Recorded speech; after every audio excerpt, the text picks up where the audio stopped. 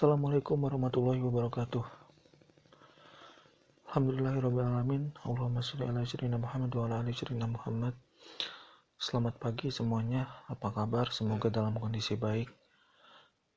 Hari ini Bapak akan menjelaskan mengenai pembelajaran seni tari di sekolah, DMI atau SD. Ya, baik, kita mulai di slide selanjutnya. Kita mulai dari definisinya dulu. Sebelum UTS kita sudah mempelajari seni tari seperti apa, dan definisi sederhananya adalah seni tari merupakan sebuah seni yang mempelajari tentang gerak tubuh berirama yang dilakukan pada saat tertentu. Jadi seni tari itu konteksnya, hal yang dipelajarinya adalah tentang gerak tubuh yang berirama yang dilakukan pada saat tertentu. Jadi ini sederhananya. Oke. Untuk di sekolah, di MI atau SD, seni tari ini merupakan salah satu ruang lingkup materi dalam materi pelajaran seni budaya dan prakarya di MI atau SD. Posisinya cukup penting sebagai bagian dalam proses pendidikan dan pelestarian seni di Indonesia. Kita sudah belajar kemarin mengenai ruang lingkup materi SBDP atau SBK. Itu ada 5. Yang pertama seni drama, yang kedua ada seni musik, ada seni tari, yang ketiga, yang keempat seni rupa, dan yang kelima keterampilan. Nah, seni tari ini satu dari 5 tersebut, ya, dan ini merupakan materi yang memang masuk dalam kurikulum 2013. Oke, lanjut ke slide selanjutnya. Nah, tadi ada yang menarik. Posisinya cukup penting sebagai bagian dalam proses pendidikan dan pelestarian seni di Indonesia. Kenapa demikian?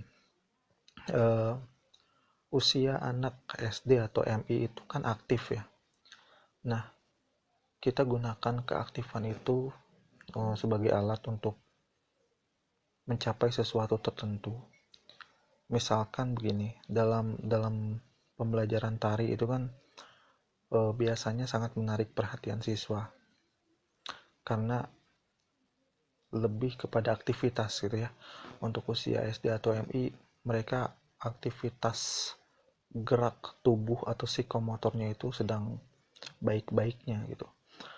Dan karena menarik perhatian siswa, maka ini akan sangat mempengaruhi pembentukan pola pikir siswa setelah menjadi manusia dewasa nantinya ketika belajar tari. Mengapa demikian? Karena ada nilai-nilai, ada budi pekerti melalui berbagai cara, termasuk melalui seni tari. Karena memang kita sedang mempelajari itu. Nah, paling efektif apabila dimulai sejak dini, remaja sampai dewasa. Melalui proses pendidikan, setiap individu dalam masyarakat akan mengenal, menyerap, mewarisi, dan memasukkan dalam dirinya sebagai segala unsur kebudayaan. Nah, melalui pendidikan pula, setiap individu diharapkan dapat mempelajari peranata-peranata sosial, simbol-simbol budayanya, serta dapat menjadikan nilai-nilai dari apa yang dipelajarinya sebagai pedoman dalam bertingkah laku, bermakna bagi individu yang bersangkutan dalam kehidupan sosialnya.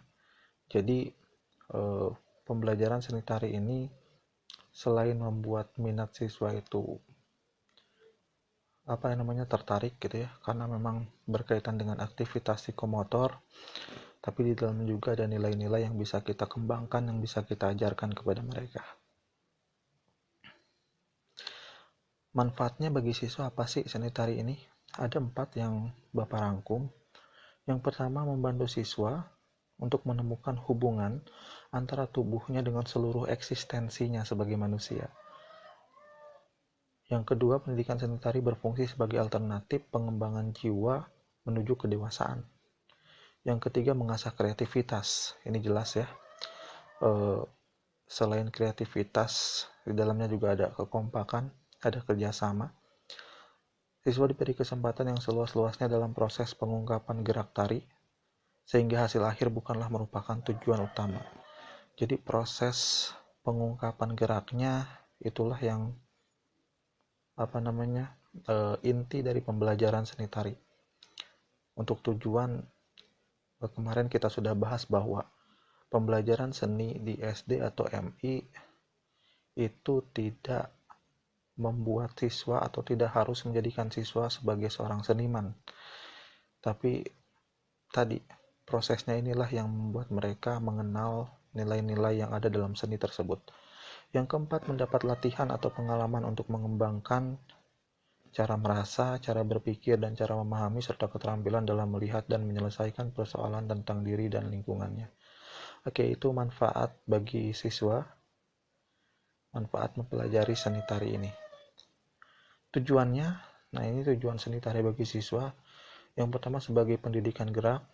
Kita tahu pendidikan itu kan tidak hanya atau tidak melulu tentang kognitif, ya, tidak hanya tentang sikap, tapi juga ada satu lagi yang mesti diperhatikan, yaitu psikomotor atau tentang gerak, ya. Dan ini juga ada pendidikannya. Nah, dalam seni tari ini salah satunya ini menjadi pendidikan siswa untuk meningkatkan psikomotornya. Yang kedua, meningkatkan kreativitas individu. Nah, ini sudah dibahas tadi. Yang ketiga, sebagai pengalaman estetis.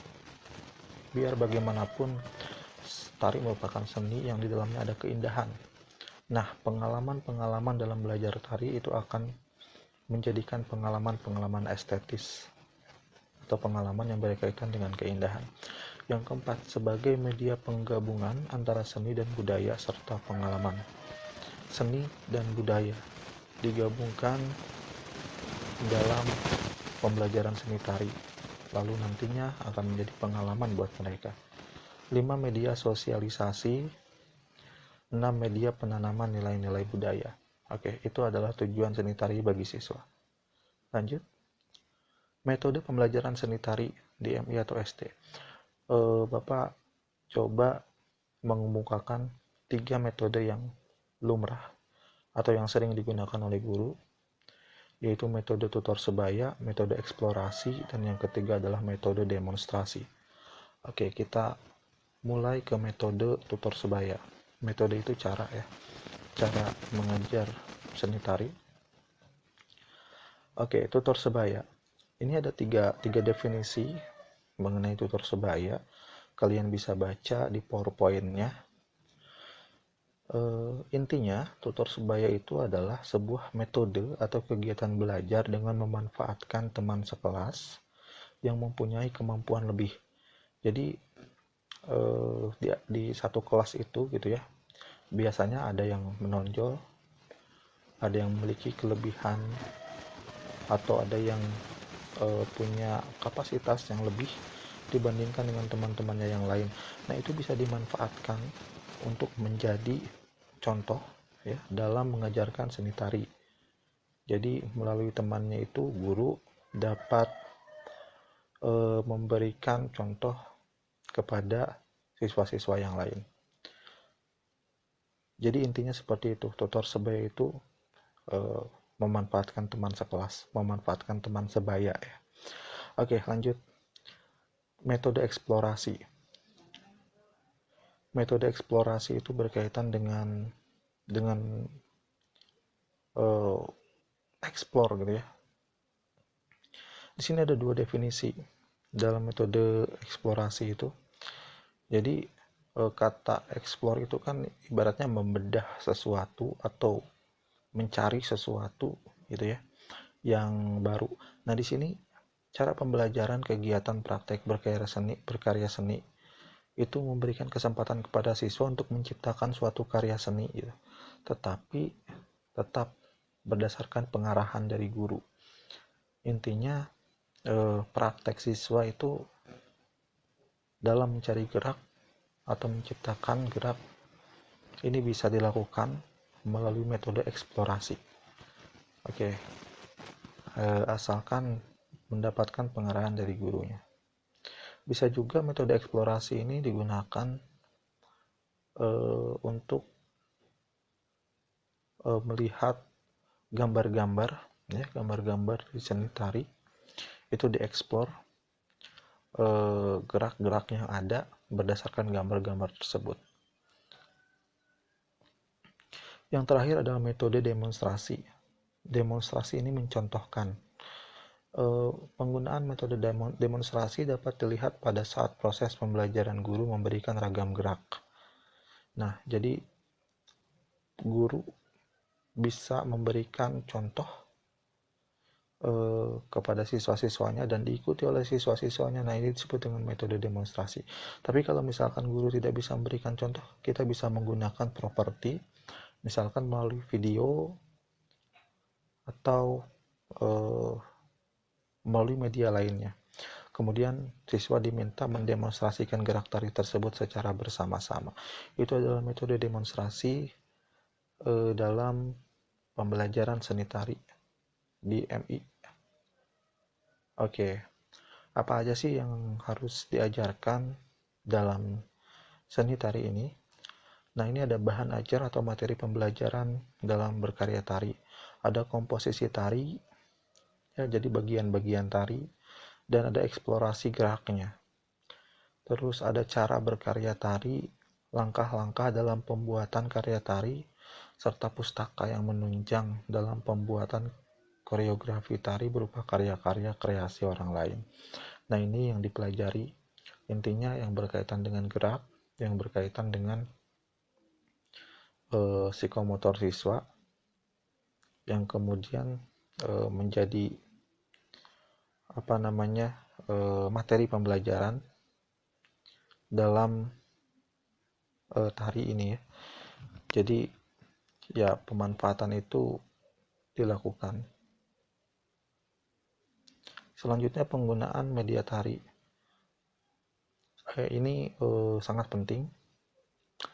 Tari perlu media untuk pembelajarannya sebagai stimulus ya untuk merangsang keinginan siswa untuk belajar lebih giat lagi dalam pembelajaran tari. Ada dua media. Yang pertama media auditif, yaitu media untuk pendengaran.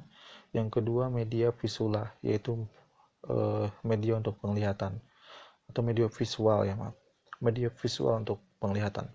Oke, contoh media tari. Ada CD pembelajaran, ada tape recorder, ada laptop, dan media yang menunjang pembelajaran tari berupa gamelan, properti, busana, ruang praktek, serta ataupun pendopo, serta sumber penunjang lain dalam proses pembelajaran di kelas berupa media cetak, yaitu buku seni tari. Oke, kesimpulannya, pendidikan seni tari di sekolah merupakan wahana yang tepat untuk kegiatan melestarikan budaya leluhur. Mereka akan mengenal, mengagumi, dan mencintai seni tari. Pelajaran dan pendidikan seni tari bukan sekedar kegiatan bersenang-senang atau rekreasi bagi anak, akan tetapi merupakan alat ekspresi dan laku estetis bagi para siswa. Oke, itu saja untuk materi hari ini. Semoga bisa dimengerti. Kalau misalkan ada pertanyaan, silahkan ditanyakan. Terima kasih. Assalamualaikum warahmatullahi wabarakatuh.